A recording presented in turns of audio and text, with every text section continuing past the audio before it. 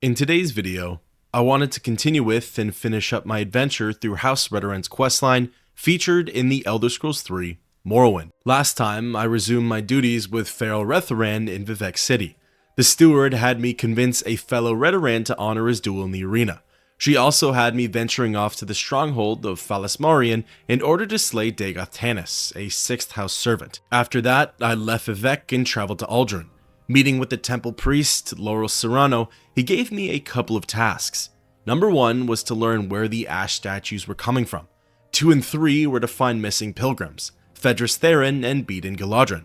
Then, number 4 was to recover the shields of fallen House Redoran soldiers over at the stronghold of Endosrith. Once those were all taken care of, I moved back into Scar and began working directly with the other counselors. Hiran Ramarin had me collect taxes from Nissus, and he wanted me to look into an old flame from back in the day. Then lastly, Brara Morvayn, the widow of Remus Morvayn, asked me to clear out Morvayn Manor. The place was overrun with corpus monsters, and it was seemingly all due to another ash statue. This is where the story continues.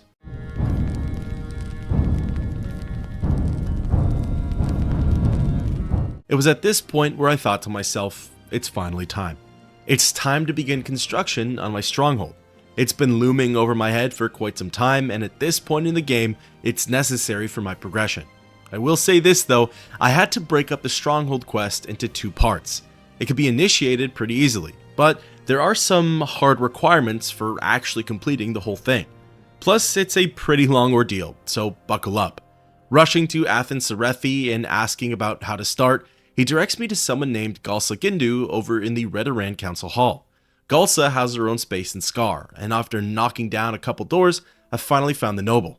Chatting with her, Gindu's dialogue is short and to the point. She asked if I was here regarding my stronghold. Telling her yes, Galsa says that there are a few things I need to get before construction begins. Number 1 is 5,000 drakes, which honestly isn't that bad for late game players. The other is a construction permit from Duke Dren of Ebonheart. According to Galsa, if anyone wants to build on Vvardenfell, they must receive permission from the Duke. The other great houses don't really abide by this, but Gindu says that Redoran is actually honorable and we follow the rules no matter what. Sounding fair enough, I departed from Uldren and made way for Ebonheart.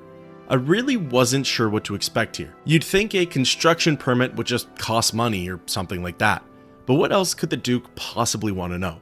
I'm sure Dren would have some input on what gets built and where, and they probably can't build anything that interferes with the Empire, and I'd assume that he keeps the Ashlanders in mind for these things too. Well, it was time to find out. Entering the Grand Council chambers and ascending to the 2nd floor, I located Venim Dren and began the conversation. The Duke introduced himself, and with the worst etiquette possible, I jumped straight into the construction contract. Venim wasn't sure about it at first. With all of the threats on Vvardenfell, likely meaning the 6th house, it might not be wise to focus resources and efforts on a Redoran stronghold. However, Dren gives me a proposition. If I swear to do what I can for the island and its people, he'll grant me the contract. Giving him the old 2 thumbs up, Venim says that was good enough for him. He told me to use the stronghold in defense of his people and hopes that it'll help in fighting Vvardenfell's enemies. Worth mentioning is that if the player has received the Moon and Star via the main questline, this whole back and forth with Dren doesn't happen, and he happily gives over the contract. With that being said, he also doesn't really put up much of a fight, so it really just saves a few clicks and empty promises. Documents in hand, I returned to Scar and spoke with Gindu. With half of the prerequisites out of the way, Galsa then asks me for the small sum of 5,000 gold. I'm just kidding, by the way, it's not that small. Thrilled with the completed checklist, Gindu tells me that my stronghold will be built in the Bal Isra region. This is in between Margon and Uldren. The noble says that construction will begin as soon as she sends word. Essentially, now I have to wait a couple of days for an update on the build. This would be a great time to go out and do other quests. You can work on other storylines, improve your skills, and acquire new gear. Or, if you're like my character and have no life, you could just force a couple of rests and wait until the journal entry pops up. Either way, when it was time, I spoke again with Galsa and asked about the stronghold's progress. She said that she wanted to ensure things were running smoothly over there. So, Gindu asked me to do a site visit and to check in with the foreman. The stronghold isn't too far away from Uldren, but it does require a bit of leg power to get there. It's as simple as following the path and making sure that you're getting closer to the marked destination. Upon arrival, I was a little surprised. I really didn't know what I was expecting when everybody talked about a stronghold. I guess I thought about the ancient Dunmer strongholds like Phalasmarian and Endosrith, but looking back, that was probably pretty dumb. It makes sense though that the stronghold is built in the style of traditional Redoran architecture. Plus, if it makes you feel any better, it did for me, it does get better looking. The foreman, Bugdol Gro Carbush, is the only person on site. Speaking with him though, the conversation is brief and all he really says is that everything's going to schedule. So, returning to Aldrun, I checked in with Galsa, and she simply remarked that the work should be finished soon. Forcing a couple more waits, the journal updated and I eagerly asked about the stronghold again. The noble said that the foundations of my base are complete. However, stage 2 requires me to find some guards to garrison the fort. Gindu suggests that I ask Perseus Mercius at the Fighters Guild Hall, as he may know some swords for hire. Taking her advice, I left the Manor District and popped into the faction's HQ. Locating Perseus, I inquired about hiring the guards. Mercius says that he has a few names he can give me. However, he needs something done in return. His friend, Ferline Akis, has been detained by House Hlolu in Vivek. He'd like for me to free her from their jail. Only after doing so will he give me the list of guards. As Oblivion's beloved Janice Hasseldor once said, "Surprised? Nothing is for free, mage. It's always favors too. It's hardly ever gold or weapons or my company. NPCs always want to take the lazy way out, kind of like me and gold. Regardless, it's a necessity for completing the stronghold, so I made my way to Vivek City and entered the Hlolu Canton. The prison is actually inside of the treasury, which took me a while to figure out, and descending down, things are looking pretty simple in here. There's one guard and there's one prisoner. Chatting with Ferline, she asks if Perseus sent me, and then pleads for her freedom. Akis calls out the Ordinators as being tough opponents, but there are a couple of ways to go about escaping. I can either fight and kill the lone guard, or I can snag one of the universal keys and give it to her. When the time's right, she'll stealthily make her escape. Essentially, one method is loud and proud, while the other is quiet and delicate. Choosing the latter, because violence would be too easy, I began looking for a key. Fortunately, it didn't take long for me to find one, as the guards had a copy placed on the nearby table. Ensuring the Ordinator's gaze was in the opposite direction, I crouched and successfully got a hold of it.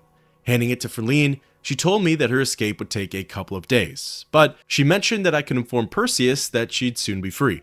Fingers crossed that that's enough to do the trick with the Fighters Guild. Traveling back to Aldrun and chatting with Mercius, I had a sigh of relief when I got the go-ahead from him. He took my word that Akis would be here soon, and he promised to send the guild's best fighters to the stronghold.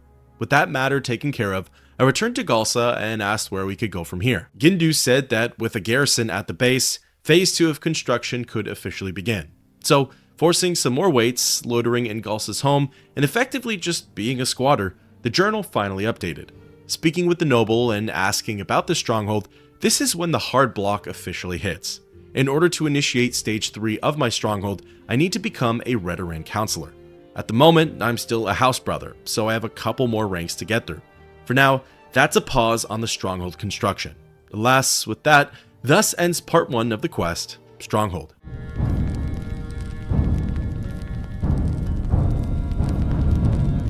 At this point, it seems like the go-to guy for all things House Redoran is Athen Serethi. If anyone could tell me what's next, it'd be him. So, rushing to the councilman's manor and asking about possible advancements, he does promote me to the rank of Housefather. So now I'm only one rank away from Counselor. However, in order to get to Councilman status, I have a few hurdles to jump over. The first is that I need to gather support from 2 more council members, Garrus Lethri and Minor Arobar. The second is that I need to improve my stronghold, which obviously doesn't make sense because I literally can't do that without reaching the next rank. However, my fingers are crossed that that's just his dialogue prompt and maybe he's referring to the second phase of construction, which I already did. In any case, the things I can control right now are quests from Garrus and Minor. Starting with Arobar, I wandered into his manor and sought out the Lord. Finding him in the bedroom, I sparked up a conversation but immediately got shot down. Minor knew why I was here and didn't care. He simply said that he could not give me a support and that was that. No rhyme or reason, and there was no changing his mind. Confused, I returned to Athen and relayed the news. Concerned, Serethi connects the dots and jumps to a pretty crazy conclusion. He believes that the Telvanni are influencing Arobar in some manner. He was acting strange at the councilor's meeting, and considering everything he declined and turned down, including my request, the only possible answer is House Telvanni. Serethi tells me to start by looking in Sadrith Mora. He believes that whoever's behind this is likely operating out of the village. I'm not gonna lie, this quest was a doozy for me. It started out pretty straightforward. I traveled to Sadrith Mora via boat and spoke with the first NPC that I saw. It was a Telvanni guard, and when asked about Minor Arobar, he gave me a strong lead. Rumor has it that Master Naloth holds some sort of influence over Arobar. For those who don't know, Naloth is a high-ranking member of House Telvanni. He's one of the faction's leaders. If it really is him who's behind all this, well, let's just say that things are gonna get interesting. Naloth resides in the upper tower of Tel Naga, and really the most efficient way, if not the only way to reach him, is via levitation. The Master has a bit of a temper, and he's not much of a people person. So that makes this investigation even trickier. Reaching Naloth and taking a deep breath, his opening line was brief. He said that he didn't have time for me. Charming him, I asked about Arobar. All Naloth said is that it's none of my concern, and he quickly ended the conversation. There was nothing more beyond that. What's worse, no one else in Tel Naga would relay any information to me. Everyone just said that it's none of my business, even with a highly effective charm spell. This is where the quest became a doozy. Everyone I spoke to in Sadrith Mora said the exact same thing. They heard that Naloth had some influence over Arobar, and that's it. No one shared any more details, and I had no idea where to go from here. After using some, shall we say, external resources, I learned that Naloth had actually captured Minor's daughter. Seems to be an epidemic for House Redoran, having their children snatched away by the Telvanni. Naloth was apparently holding her somewhere in Tel Naga, so entering the Great Hall, I managed to find what I was looking for. Some unnamed female Dunmer was being held behind bars. I couldn't quite reach her though, as a wood elf named Galmir was blocking the entrance. While it might have been rash, I did what I had to do and cast Frenzy. Galmir whipped out his bow, but he was too slow to the draw. Before he could let off a single arrow, I struck him down. Stepping over his corpse, I approached the Dunmer and confirmed that it was Arobar's daughter. Nartisse Arobar begged me to help her. If she escapes the tower and makes it to the docks, she can send word to Minor, who will reward me for my actions. Honestly, the only reward I need is his support, so telling her to follow me, we began our grand exit. However, it wouldn't be so easy. The other Telvanni members in the hall turned their gaze towards us and aggroed on. They lit off powerful spells that had equally as dangerous radiuses. I did my best to cut them down as quickly as possible. By the skin of my teeth, I had barely survived. As I was getting ready to celebrate, I turned around and saw that Nartisse Arobar had perished during the fight. The AoE of these spells must have affected her, and she likely died after the first blast. Well, thankfully this is a video game and I could just reload. Reverting back, I decided to do things a little more strategically. One by one, I cast Frenzy on each Telvanni member in the Great Hall. Once all 3 of the NPCs were dead, I spoke with Nartisse and told her to follow me. From here, things were pretty straightforward. We ran across town and made it to the docks. The journal updated, and the grateful young Arobar told me to speak with her father. Returning to Aldrun and entering Minor's manor, the councilman's demeanor was completely different. He thanked me for rescuing his daughter and apologized profusely about our conversation from before. Minor gladly gave me his support as a counselor, and with it, a couple of other rewards. First was his amulet, and second was a Redoran Master Helm. According to Arobar, every counselor needs a Master Helm for rituals and public appearances. Arobar's amulet is an enchanted necklace that deals fire damage for 5 to 15 points for 5 seconds on target. It also provides the wearer with a fire shield for 50 to 100 points for another 5 seconds. As for the helmet, it appears to be a unique, unenchanted bone mold headpiece. It's medium armor, but as Arobar said, might be best to leave it for the ceremonies. With that, thus ends the quest, Minor Arobar's support.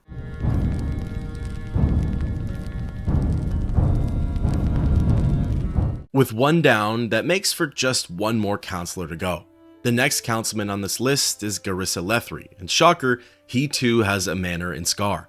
Entering the Lethri household and navigating its corridors, I finally landed at Garissa. Speaking with him, he got straight to the point. He knew that I was here for his support, and similar to Ramarin and Morvain, he already picked out his task. Lethri wants the Caldera Ebony Mines shut down.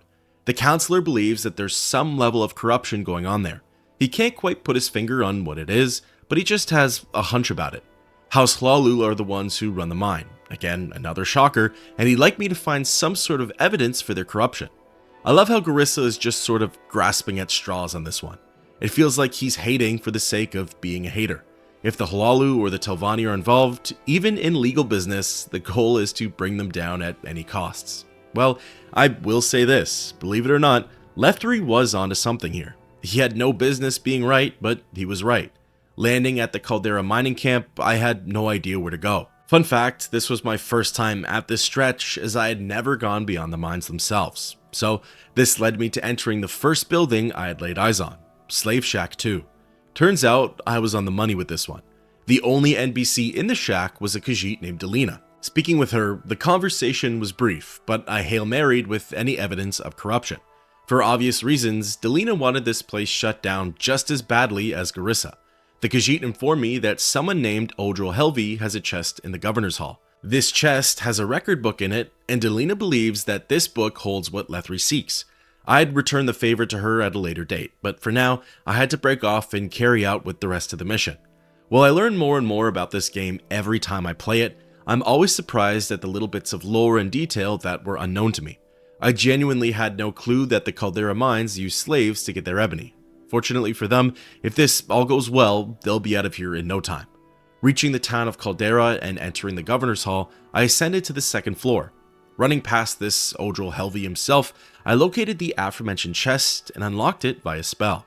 On the inside, there were a couple of history books, and buried at the bottom was the secret Caldera ledger, the whistleblow to whistleblow them all. Everyone here was none the wiser, and with a simple recall spell, I was back in Aldrun. Speaking with Garissa and telling him about the book, I handed it over. Leftry was pleased, as the book showed that House Hlalu was skimming from the top and taking some undocumented raw ebony for themselves. With the evidence in his hand, the councilman wants the mine shut down for good. With that, thus ends the quest, Evidence of Corruption.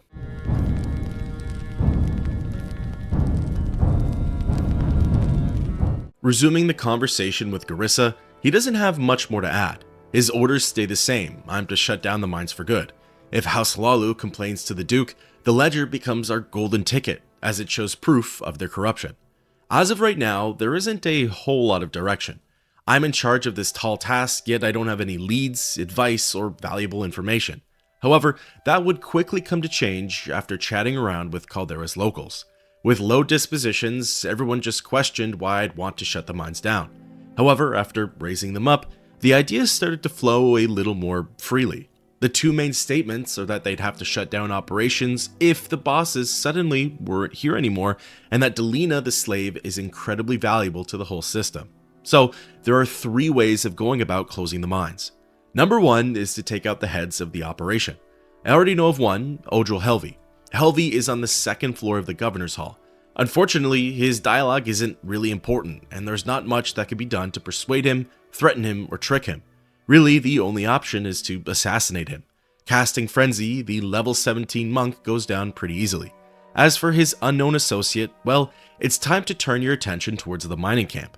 There's always a silent partner, Odril, and then there's the loud partner. Stellenius Fabato takes care of the day-to-day operations at the mine itself. He can be found in the lower level of the company office. Similar to Helvi, there isn't really any quest-relevant dialogue. Casting Frenzy, the level 13 miner, is even less of a challenge than Odril. Once he was defeated, my work in Caldera was done. Recalling to Aldrun and reporting to Garissa, he wasn't enthused with my methods. He acknowledges that the job got done, but calls attention to the political issues that will follow these assassinations. Fortunately, he still honors his word and names me councilman. While that's one way to wrap up the quest, there are two other pathways and both involve Delina. Reverting back, I made my way to the mining camp and entered Slave Shack 2. Chatting with the Khajiit and asking about shutting down the mines, she says that the slaves practically run the show here. If they were to be freed, the operations would come to a halt. In order to free Delina, I need to find the key. Now, as brutal as it sounds, there's more than one way to free her.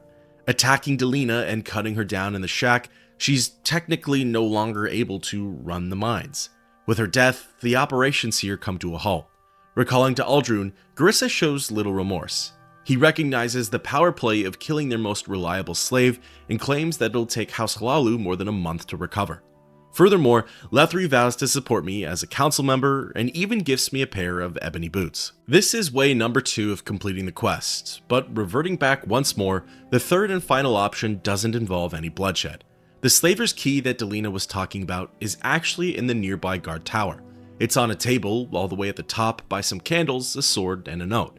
Taking it and returning to the Khajiit, I unlocked her slave's bracers and got the update. Delina said that she'd leave the mining camp when the moons were right, whatever that means.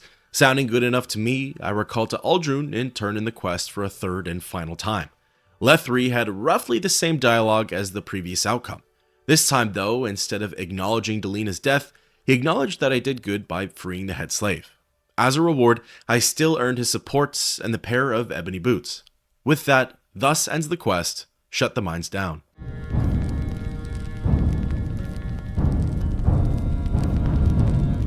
With the support of 4 counselors, it's officially time to ask for a promotion. Again, hopefully I'm not in a catch-22 with the whole Stronghold progression thing. I can only advance in rank if I expand my base, but I can only expand if I advance in rank. Well, chatting with Serethi, my fears were quickly washed away. Athen recognizes that I have the backing of every single council member, minus Bolvyn Venim. On top of that, my Stronghold is in good shape, so Counselor Serethi officially makes me an equal. As I advance to the rank of councilman, that actually opens up a couple of different quests. First and foremost is the completion of my Stronghold. Secondly, it also allows me to close out the rest of Feral Rethoran's storyline. Then thirdly, there's one final task that comes from Serethi, but in my opinion, it's the be-all end-all for this questline, so I'm saving it for last. With all that being said though, I wanted my next order of business to be the Stronghold. It's half complete, and having left it like that grinds my gears a bit. So, returning to Galsa at the council hall, I asked about my base, and she said that phase 3 of the build can begin soon. The only thing though is that she thinks the Stronghold needs more settlers. Gindu suggests that I speak with Hetman Gulls at Baal Isra in order to see how that can be done. This part of the quest is actually pretty awkward, but sort of funny too, mostly in terms of how it's carried out. Reaching the Stronghold, it looked like they made decent progress. While I went in to take a look at things, I'll wait until it's complete for the grand unveiling. On the outside though, there's now a wall which partially blocks the base from threats and the elements. There are also a handful of NPCs lingering around, making the place feel livelier. Locating the Hetman, I asked him about tracking down more settlers. Gulls replied by saying that they're happy here. However, he thinks that things would be better for everyone if there were more women around. No sausage fests at Baal Isra, you know? Since most of the men are single here, the Hetman thinks they'd benefit from having wives, certainly a step up from just having girls check the place out. Gulls suggests that I check around Uldrun for some single ladies. If the fish aren't biting, he suggests that I look into buying slaves from Tel Arin, citing that many would probably prefer a forced marriage over slavery. To me, it's picking the shiniest of two turds, but hey, I'm just trying to rise through the ranks here. Returning to Uldrun, I began harassing the woman there and asking if they were single. Fortunately, they didn't throw a warranted sucker punch and actually directed me to a few unspoken for Dunmer. The first of which was someone named Fathusa Garethi. She was at the Aldscar Inn, and let's just say she wasn't exactly jumping at the chance of forced marriage. It took some convincing, aka manipulation via illusion and some gold, but Fathusa finally gave in. With a disposition of 90, she reclarified what the plan was and called the Stronghold Indaris Manor, which is honestly a pretty good name. After confirming that she got the absurd details right, she actually agreed to move there, so that was a victory in my books. The next lead on a single lady was Arini Orethi. I found her wandering around town and popped the same "need wives" question. Of course, she responded in a dumbfounded manner, asking if I thought she'd just marry anyone. So, using the same tactics as before, magic manipulation and cold hard cash, she agreed to at least give the manor a try. At this point, I felt like a weird club promoter. Girls get in free before 11 type of thing. The nice part though is that technically 2 ladies is all Indaris Manor needs, so my job was done. However, I was curious about the aforementioned slaves in Tel Arin, so heading to the Telvanni based town, I was directed over to someone named Sevilla Main. I guess she was the proprietor of slaves, as she was wheeling and dealing them. When wives were brought up, she said that she didn't have any suitable bachelorettes at the moment. However, if I paid her now, she'd go and find 2 to send to the manor. 2 mail order brides would end up costing me 2,000 drakes. From here, I finally understood the angle. If the player is proficient in speechcraft, illusion, or can bribe their way up, the Aldrun ladies are for you. However, if you're just a Nerevarine with a lot of cash and not a lot of personality, the slaves in Telerin might be your best bet. Either way, once at least 2 single girls have been sent to the Stronghold, Phase 3 of construction can officially begin. We're calling to the Stronghold and informing the Hetman. He says that he'll spread the word. Morale must be that low, eh? Returning to Underscar and seeking out Garissa, I tell her that Gulls is satisfied with the turnout. Gindu responds and says that with her word, the Stronghold will soon be completed. Like before, I turned to being the worst house guest imaginable and loitered in Gulsa's home for a couple of days. Once the journal update popped up, I was all set. Gindu said that my house was officially done, and that Indaris Manor rivals that of any Redoran counselor's home. Recalling to Bal Isra, aka Bard's Stronghold, it's time to take you on the tour. The exterior is lined with a tall and strong wall. Within the walls are a handful of NPCs, some guards, the Hetman, and some settlers. There are a concerning number of beasts and creatures in the area, but hey, that's what the guards are for, right? On the actual grounds themselves, there are 4 buildings. One of the smaller buildings is the Manor Services. Here, there are several NPCs who can sell me goods and repair items. Fothasa can even be found down here, and while she doesn't have a husband yet, she still doesn't hate being here, so that's a win in my books. Next, the tall tower is a guard tower. The actual lookout part doesn't get used much, which could be concerning. In any case, there's only one NPC in the interior, and he offers training in Longblade, Blunt, and Axe. The next building is yet another small one, and it's plated as Berendis' house. I don't know who Berendis is or why he's important enough to get his own house on my land. In any case, inside there are a few NPCs. A woman named Heniel, who could have been one of the Tel Aran slaves. Then there's Uvail Berendis, who offers goods, spells, and spellmaking. Useful services for sure, but not enough to warrant property on Indaris Manor. Then lastly, there's the Piece de Resistance, Indaris Manor itself. There's a quote-unquote reception area, if you will, that houses a lone trainer. There's a storage room, a tavern, a guest suite, so to speak, then finally the main bedroom, or at the very least, it's the one I'm claiming for myself. The Stronghold is honestly pretty awesome, and it feels whole and lively. The NPCs really add to the immersion, and there's a sense of comfort and security here. With the tour over, thus officially puts an end to the quest, Stronghold.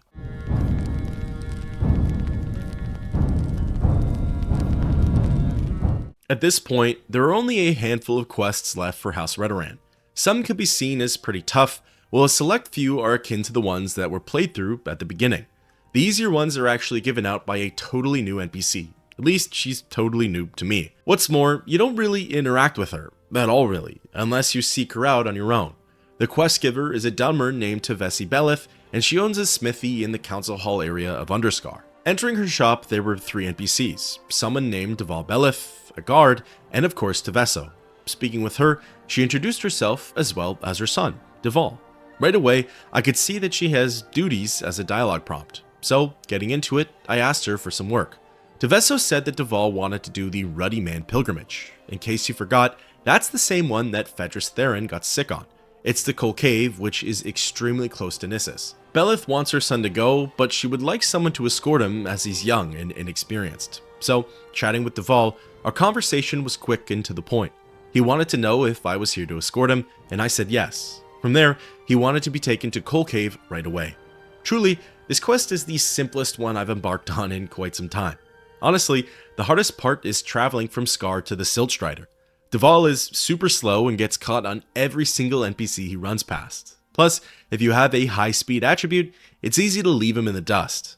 For this one though, the change of pace is pretty nice. It's a mindless task and it was over in less than 5 minutes. Once Deval and I were inside of Koal Cave, the journal updated. The young Belith thanked me for the escort and said that he'd traveled back to Aldrun with another pilgrim. Sounding good to me, I recalled to Scar and spoke with Teveso. As an expression of her gratitude, she gifted me a steel fire sword.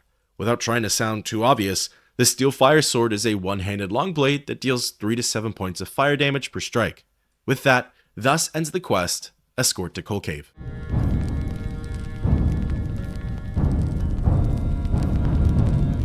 Speaking with Teveso again, I asked her for some more work.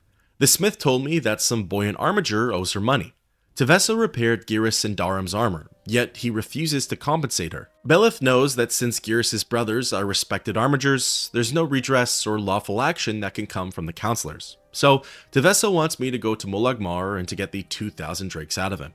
She doesn't explicitly state how, but I'm assuming violence, threats, and theft are off the table. It's interesting that the Boyan armigers are held to such a high regard, even if they're breaking the law. I understand that they're these badass warriors who are defending the people of Ardenfell. They're the people's defense against these scary ash creatures of Red Mountain. I also get that you have to be a highly skilled warrior to even be considered for this position. But for Teveso to not be able to report what's essentially theft because House Redoran respects the armigers too much is pretty crazy. If it was anyone else, say the Nerevarine, the guards would have seized them in moments. So today, I'm on the side of Morrowind's law. Reaching Molag Mar and exploring the compound, I had no idea where to find Nadarim. No one had him as a dialogue prompt, and the canton itself is pretty massive. I wandered aimlessly for a good bit, sticking my head into each room and bothering the rest of the armigers. Finally, I ended up locating Tidros Nadarim, one of Geras' brothers. Speaking with him, I brought up the armor repair debts. Tidros was confused at first. He wasn't sure why I would talk about his brother's debts with him. This is where I told him that Geras has refused to pay them. Luckily, Tidros has some sense to him. He said that he'll talk with his brother, but in the meantime, I should just tell Geras that Tidros thinks it'd be the honorable thing to do. Looking around the room, I came across Beerer, the third Nadarim brother, and then finally I spotted Geras. Chatting with him, he was quick to the draw. His opener was him outright refusing to pay the debt. Bringing up what Tidros had said, Geras ended up changing his mind pretty quick and agreed to cough up the gold. However, there was one condition. Him and I had to duel. If I win, he gives me the 2,000 drakes. If he wins, well, I guess I just die? Accepting the challenge, Geras is level 12, dons chitin armor, and wields a fiend Tonto. Depending on your loadout, he shouldn't be too much of an issue. A couple of slashes with my Dai Katana, and he was down for the count. Once his health hits a certain threshold, he concedes and gives over the 2,000 septims. With the debt money in hand, I recalled to Aldrun and spoke with Teveso. Giving her the gold, she was thrilled to finally receive her compensation. As a reward, she gifts me a Glass Frost sword. This is a one-handed long blade, and it deals 3 to 7 points of frost damage per strike. With that, thus ends the quest, Armor Repair Debts.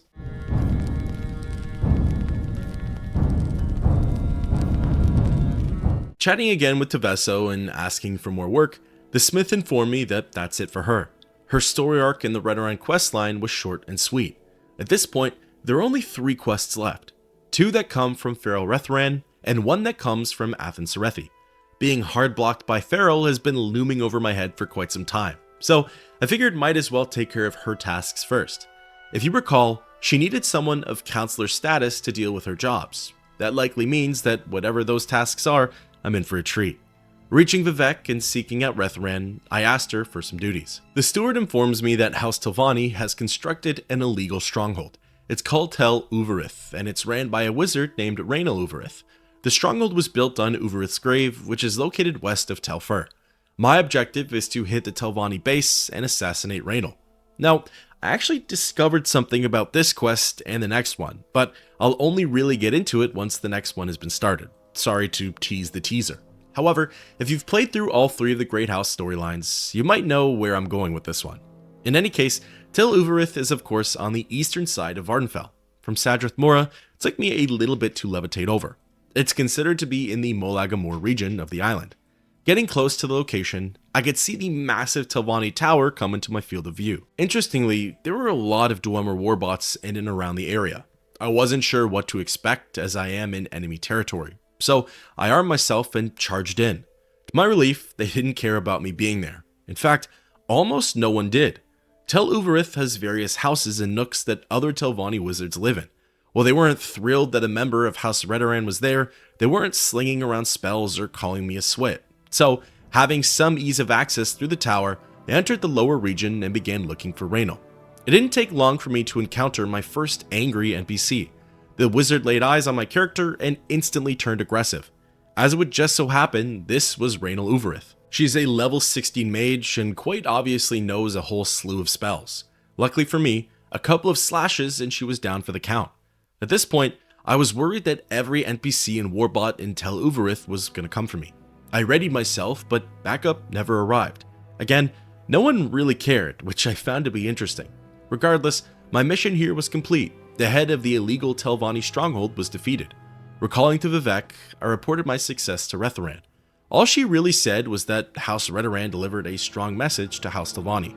I guess we did. They shouldn't let us wander freely around their bases. With that, thus ends the quest, slay Reynel Uvirith.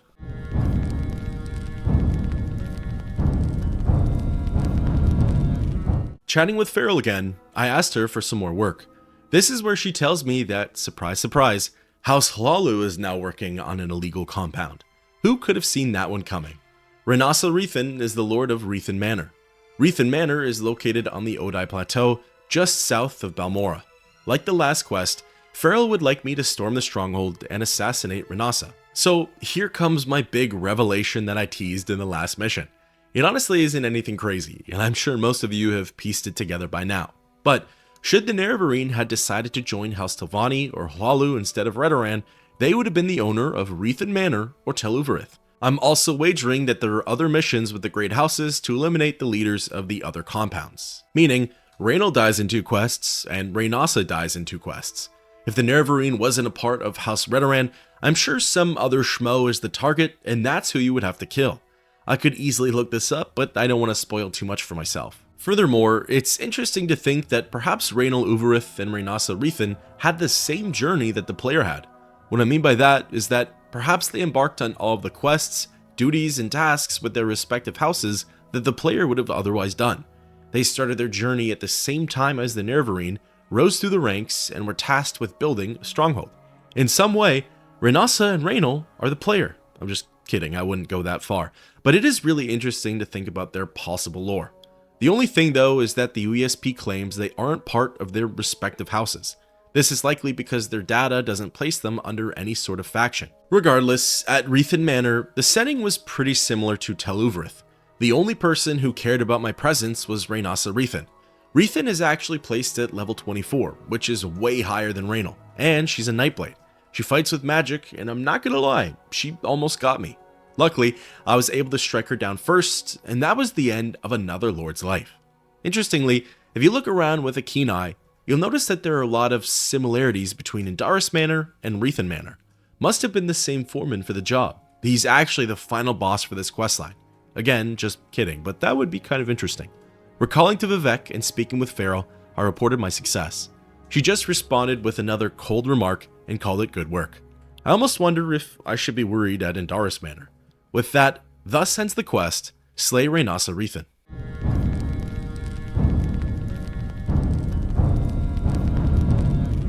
Leaving Vivek City, I made way for Aldrun. At this point, there's only one quest left in the storyline, and you'll soon see why I left it for last. If you played through Morrowind's main questline, you'll know exactly which mission it is. In fact, it's a small gripe I'm going to go over once the story comes to an end. Entering Scar and heading to Serethi Manor, I sought out my fellow councilman and brought up advancement. This is where Rethan tells me that there's no way to progress further through the house.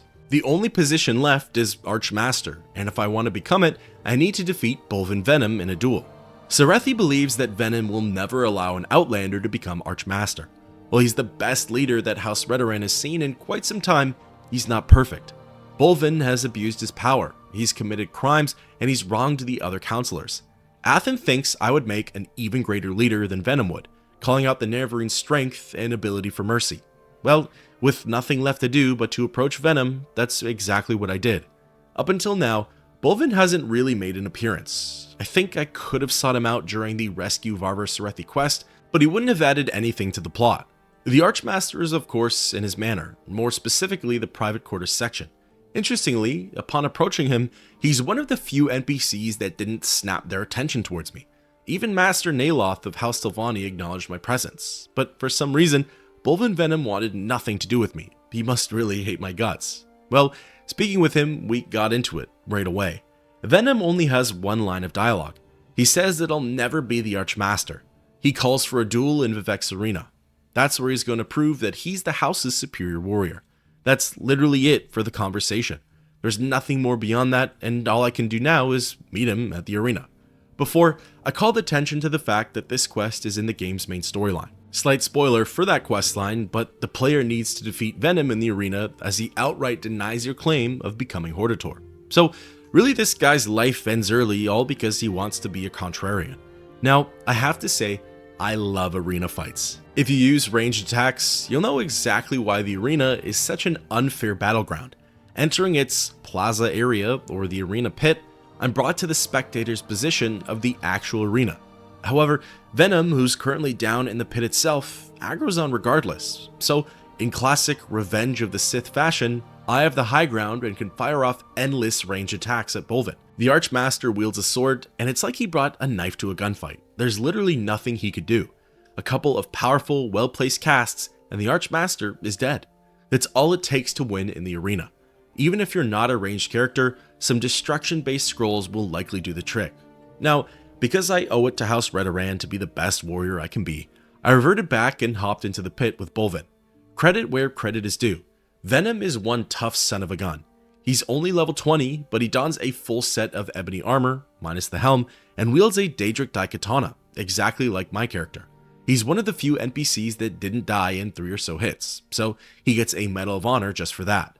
However, before long, Venim fell for a second time, and at this point, his death would be permanent. While Athens said some members of House Redoran consider it dishonorable to loot the dead, I say get your money's worth. If you need the gear upgrade, it's here for you. Otherwise, the Daikatana alone is worth 120,000 gold. I'm not sure who's paying top dollar for it, but someone will give you a pretty penny. With the fight all wrapped up, I recall to Underscar. It turns out that the last journal entry for House Redoran was when Bolvyn died. From here, there's no grand ceremony, celebration, or some kind of coronation. Everyone just addresses me as Archmaster. I am officially now the leader of House Redoran, and all my tasks are done. With that, thus ends the quest, Duel with Bolvyn Venim, and the questline as a whole has come to an end.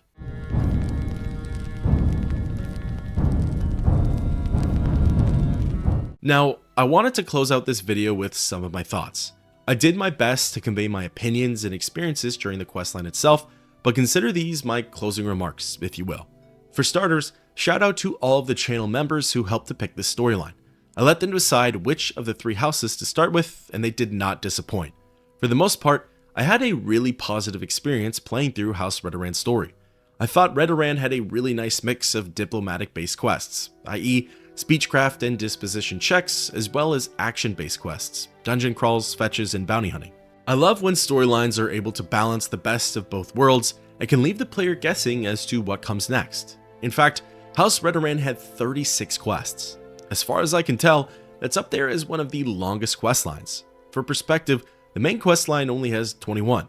Granted, they're a lot more fleshed out and have side missions within them, but still, you get the picture. On the other hand, the Fighters Guild has over 30, and they're more akin to House Redoran, so maybe it's not that big of a deal. Regardless, like most of Morrowind's questlines, House Redoran doesn't really follow some overarching story. In later titles like Oblivion and Skyrim, most factions and questlines tend to have a looming threat or subject. However, House Redoran's story consists of loose tasks that didn't need much backstory or lore to complete. You kind of hop in, embark on a small adventure, and then close it out. Of course, there are pros and cons to both. There's an argument to be made that it's more authentic for a storyline to be filled with an assortment of standalone duties and tasks. It gives the player a more, shall we say, realistic perception of how rising through the ranks correlates to difficulty of quests. On the other hand, it's nice when the story complements itself. It feels good to know that your actions have consequences, both good and bad, on the game's universe. And it's satisfying to know that the NPCs can feel the magnitude of it as well. They convey their emotions and feelings towards the recent events, react in a certain way, and because of it, the story keeps evolving. Personally, I love when a questline can find a nice balance of the two. For example, Morrowind's main questline. It followed an overarching story and was extremely complex. It had events that were connected via the player's actions, and it also had standalone quests that were necessary in order for the player to progress. Unfortunately, while it was a fantastic experience, the story element of House Redoran didn't have as much synergy as I would have liked. On that subject, I actually felt like the questline should have done more with Bolvyn Venim. I would have liked to have seen some aftermath with the Serethi family. Venim was directly undermined by Athen and the player. Even though Bolvyn was in the wrong, I wish the game would have shown us how hot-headed and retaliatory the Archmaster really gets. If anything, I think you get a better grasp of this during the main questline. It follows a lot of the same politics and tensions that we see amongst the counselors. Varver gets rescued, the other council members take some time to come around, some favors get done, and before you know it, you're almost Hortator. The only one standing in your way is Bolvyn. He outright refuses to let an Outlander be given that title, and after some back and forth, he demands a duel in order to put it all to rest. It's roughly the same outline of the House Redoran story, but I think the condensed timeline makes things a little more concise and passionate. The momentum doesn't get lost. With all of that being said though, I actually really enjoyed the questline. I'd give it an 8.5 out of 10. What's the criteria? I have no clue, but it's the rating I'd give it. I'd love to know your thoughts on House Redoran's storyline down below, and until next time, keep on adventuring.